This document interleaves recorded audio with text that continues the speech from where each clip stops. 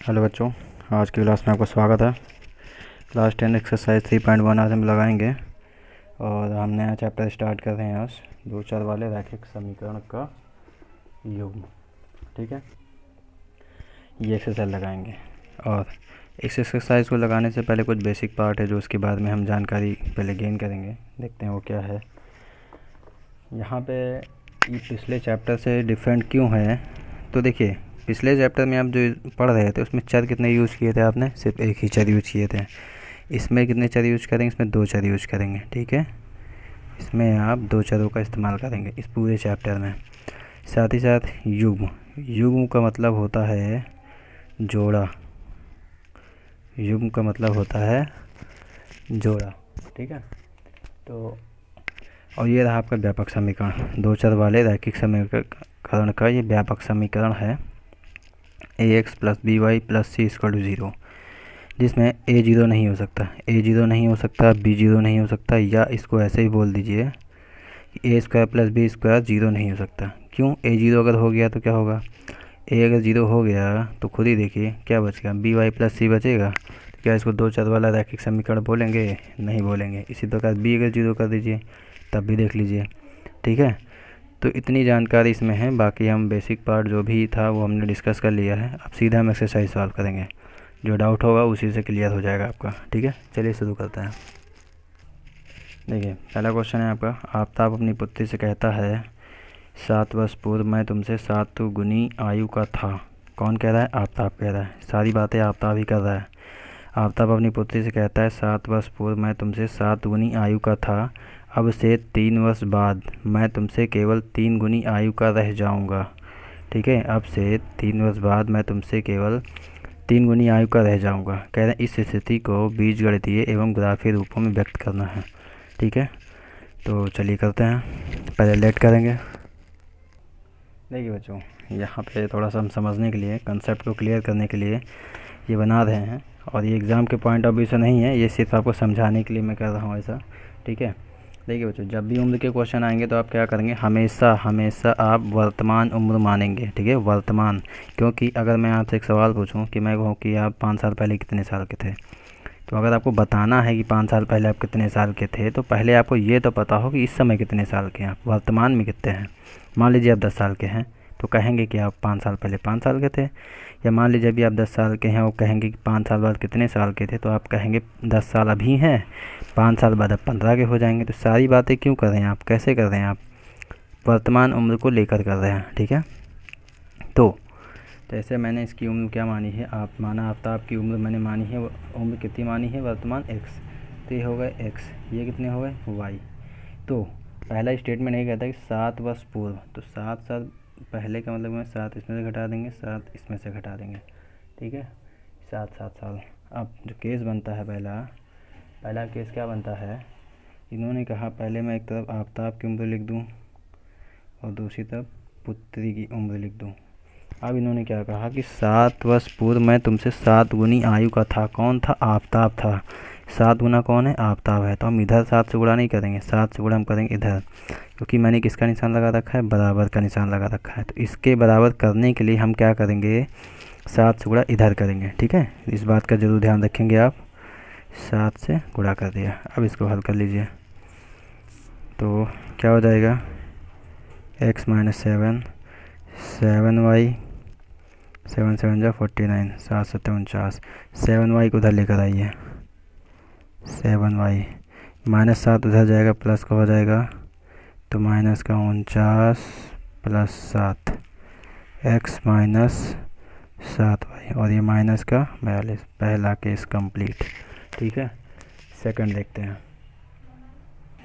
ठीक है बच्चों, सेकंड केस में क्या कह रहे हैं, अब से 3 वर्ष बाद, मान लीजिए अभी x है, ये अभी है y, 3 साल बाद मतलब +3 + 3। ठीक है, तो इन्होंने क्या स्टेटमेंट यूज किया, 3 साल बाद। तो पहले दोनों की उम्र लिख लीजिए, ये रही वर्तमान, 3 साल बाद मैंने इसका, 3 साल बाद मैंने इसका, दोनों का लिख लिया। फिर बात कौन कर रहा है, आफ्ताब कर रहा है। आफ्ताब फिर कह रहा है कि अब से 3 वर्ष बाद मैं तुमसे केवल 3 गुनी आयु का रह जाऊंगा। कौन रह जाएगा? आफ्ताब। तो 3 से गुणा इसमें होना चाहिए, लेकिन आफ्ताब के बराबर करने के लिए मैंने फिर इसमें से 3 गुणा किया पुट 3 में, क्योंकि बराबर का निशान लगा था। बस इसी बात का आपको ध्यान रखना है।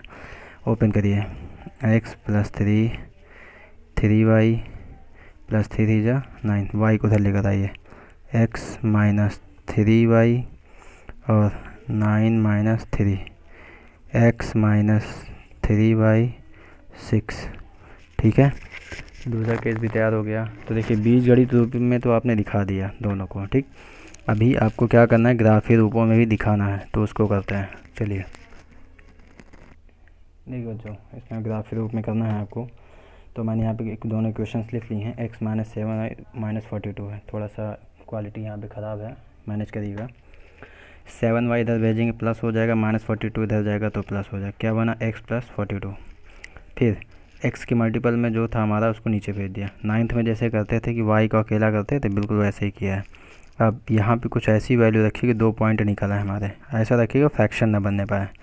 जैसे x अगर 0 रखेंगे आप तो क्या बचेगा, 42 बचेगा। 7 4 जा 28, 7 5 जा 35, 7 6 जा 48, 7 6 42, तो कितना हो जाएगा 6। इस बार x की जगह पे क्या रखेंगे आप, 7 रख दीजिए। 7 तो कितना हो जाएगा, 42 प्लस 49 बन जाएगा। 7 7 जा 49 बन जाएगा। ठीक है, उम्मीद है समझ पा रहे होंगे। यहाँ पे देखेंगे x कितना रखिए, 0 रखिए। x अगर 0 रखेंगे तो कितना बचेगा, माइनस 6 बचेगा। 3 2 जा 6, माइनस का 2। इस बार कितना रखिए, इस बार y 0 रख लीजिए। y अगर 0 रखेंगे आप तो ये 0 हो जाएगा, तो x माइनस 6 मतलब x स्क्वायर कितना आ जाएगा, 6 आ जाएगा। ठीक, चलिए अब इस चीज़ को क्या करेंगे, ग्राफ पेपर पे प्लॉट करते हैं। कैसे करेंगे देखिएगा। देखिए बच्चों, मुझे तो ग्राफ पेपर यूज़ करना चाहिए था, लेकिन ग्राफ पेपर इस समय उपलब्ध नहीं है, तो मैं रफ पेपर पर ही करता हूँ। लेकिन आपको मैं यही कहूँगा कि आप ग्राफ पेपर ही यूज करिएगा, उस पर सही बनेगा और बेहतर बनेगा। ठीक है, तो देखिए x 0 पे जाना है और y पे जाना है प्लस का 6। ठीक है, 0 और 6 जाना, x पे 0 चलना है, तो ये रहा x अक्ष, ये रहा y अक्ष। x पे 0 जाना मतलब कुछ नहीं चलना है, लेकिन y पे 6 जाना है। तो x ये मूल बिंदु होता है, तो x पे कुछ नहीं चलना, y पे चलना है। 6 कहाँ जाना है, यहाँ जाना है। ठीक है, फिर x पे 7 जाना है, ये 7 गए। y पे कितना जाना है, 7 जाना है। ठीक है, तो y पे 7 जाना है, तो मैं थोड़ा सा लाइन कर दूँ, इससे सीधा बन जाए, यहाँ आएगा। ठीक है, ये आएगा। इन दोनों को मिला लीजिए, इन दोनों को मिलाएंगे अगर तो कुछ इस प्रकार बनेगा। ठीक है, अब दूसरा जो पॉइंट हमारा क्या निकाला था हमने, x पे 0 y पे -2। x पे 0 मतलब कुछ नहीं चलना, y पे चलना है -2 चलना है। ठीक है, दूसरा x पे 6 जाना है, y पे कुछ नहीं जाना, x पे जाना है 6। ठीक है, इन दोनों को मिला लीजिए।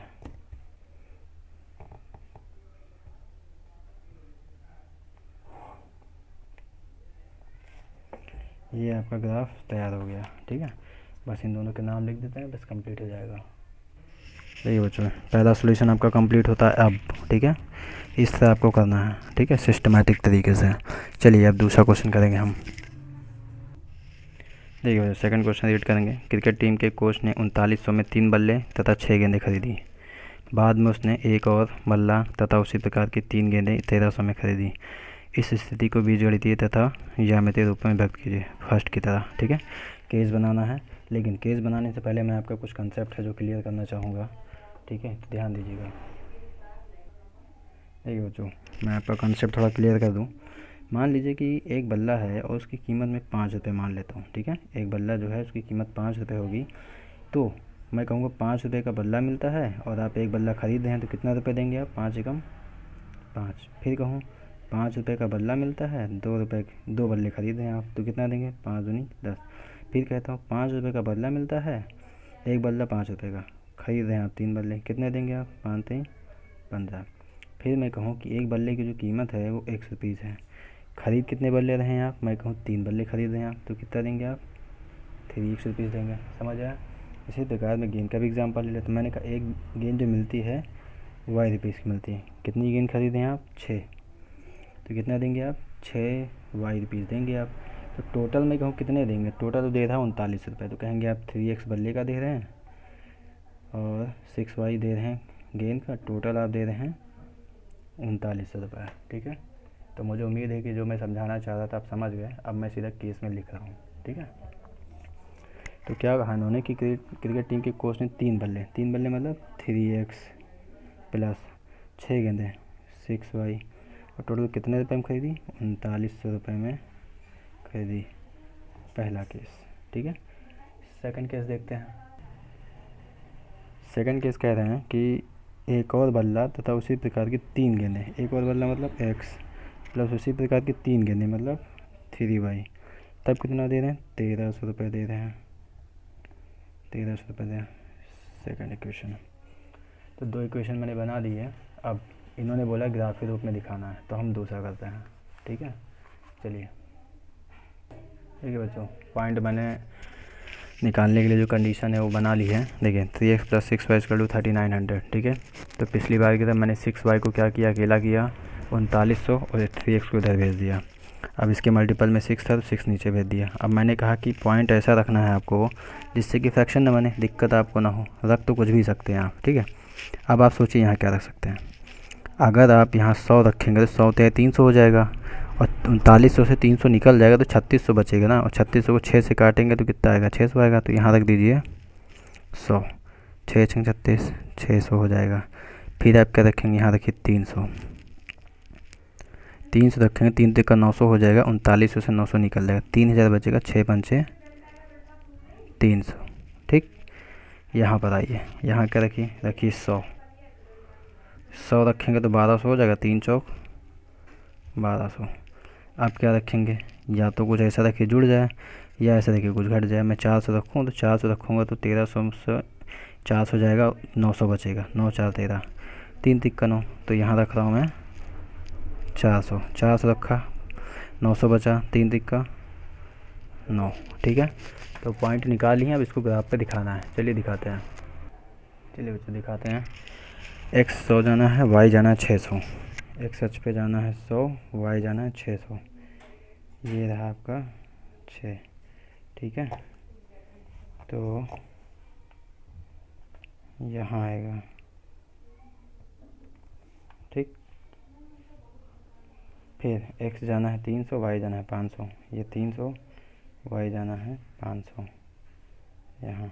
ठीक है, तो x अक्ष पे 300 जाना है और y पे जाना है आपको 500। ठीक है, यहाँ पे इन दोनों को मिला दीजिए।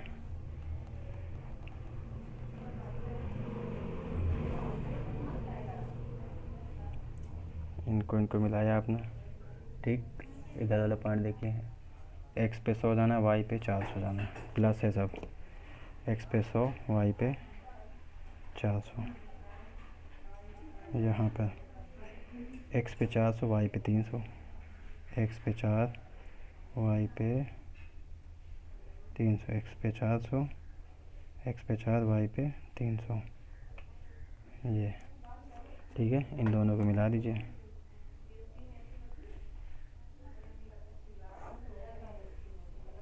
ठीक है, तो ये ग्राफ आपका बना। इनके नाम दिखा देते हैं। ठीक है बच्चों, तो ग्राफ आपका कंप्लीट होता है और सॉल्यूशन नंबर 2 भी कंप्लीट होता है। थर्ड करेंगे हम। देखिए बच्चों, लास्ट क्वेश्चन है आपका। 2 kg सेब और 1 kg अंगूर का मूल्य किसी दिन 160 रुपये था। एक महीने बाद 4 kg सेब और 2 kg अंगूर का मूल्य 300 रुपये हो जाता है।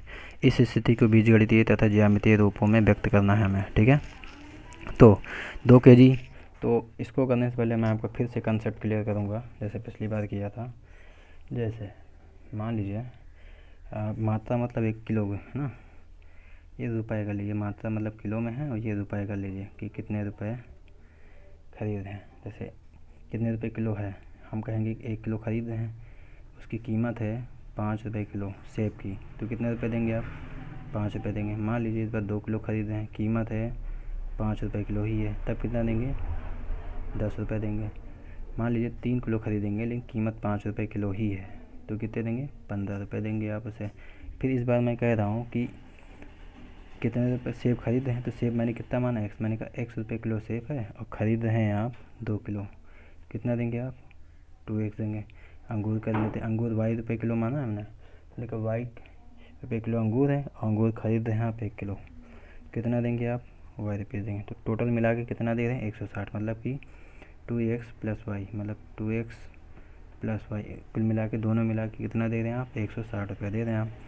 बन गया केस, समझ आ गया। बस इसी को प्लॉट कर लेते हैं। देखिए क्या करेंगे, मैंने कहा 2 किलो सेब और 1 किलो अंगूर का मूल्य 160 था। 2 किलो सेब मतलब 2x + y कितना हो जाएगा 160 हो जाएगा। पहला बना लीजिए। केस 2 क्या हो जाएगा, कह रहे हैं कि 4 किलो सेब, 4 किलो मतलब 4x प्लस 2 किलो अंगूर, 2 किलो अंगूर मतलब 2y, कितना हो जाएगा 300 रुपये दे रहे हैं 2। देखिए बीजगणितीय रूप में दिखा दिया, अब ग्राफीय रूप में दिखाते हैं इसको। ठीक है बच्चों, देखिए इसको भी जल्दी से कर लेते हैं ग्राफीय रूप। हमने इसको इस फॉर्म में चेंज कर लिया y के फॉर्म में, ठीक है। अब x यहाँ पे क्या रखें जिससे आपको बेहतर पॉइंट मिले। जैसे मैं कहूँ कि x 50 रखें, 50 दूनी 100 हो जाएगा, 50 रख लीजिए, 50 दूनी 100, तो यहाँ 160 है, 160 से 100 हो जाएगा, बचेगा आपका 60। अब कितना रखा जाए, 40 रखें, 40 रखेंगे 80 हो जाएगा, 80 बचेगा। यहाँ देखिए यहाँ कितना रखें 50 ही रखिए, यहाँ पे 50 रखें, तो 50 दूनी 100, 150 से 100 चला जाएगा, 50 आएगा। 40 रखिए, 40 रखें, 4 दूनी 8, 80, कितना बचेगा 70 बचेगा। ठीक, अब इसको ग्राफ पेपर पे दिखाते हैं। चलिए बच्चों, x पे 50 जाना है, y पे 60 जाना है। x पे 50 और y पे 60, ये जाना है इतना। स्केल से सही कर लेते हैं, तो ये यहाँ पर आएगा, यहाँ ठीक। x पे 40, y पे 80, x पे 40 और y पे 80 जाना है यहाँ, ठीक है। अब दोनों को मिला दीजिए।